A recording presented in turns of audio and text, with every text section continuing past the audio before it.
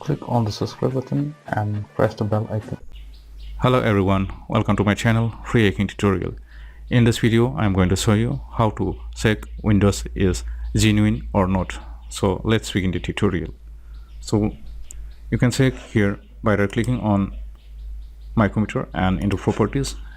So you can check the status of your Windows activation in my computer properties, and it's activated. So but it doesn't mean that it's genuine. It may not be genuine. So here it is showing activated with product ID, so it may not be genuine. So the best way to check Windows is genuine or pirated is,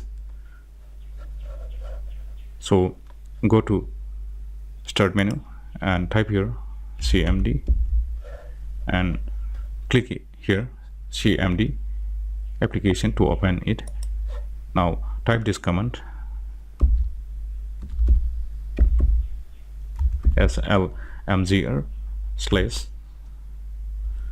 /dlv and press enter.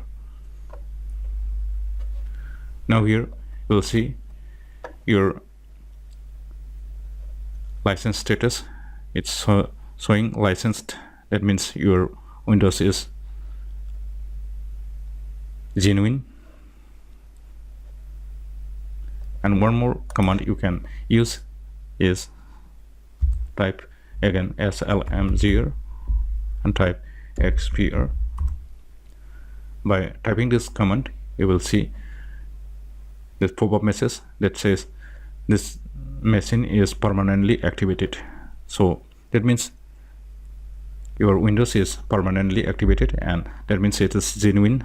If it is pirated, then this will show expiration date here. So since it's a genuine Windows computer, so this will show permanently activated. So in this way you can check your Windows is genuine or pirated by using this command easily. So if you are finding this video information useful for you, click on the like button and subscribe to my channel and hit the bell icon for the latest updates. And thanks for watching my video.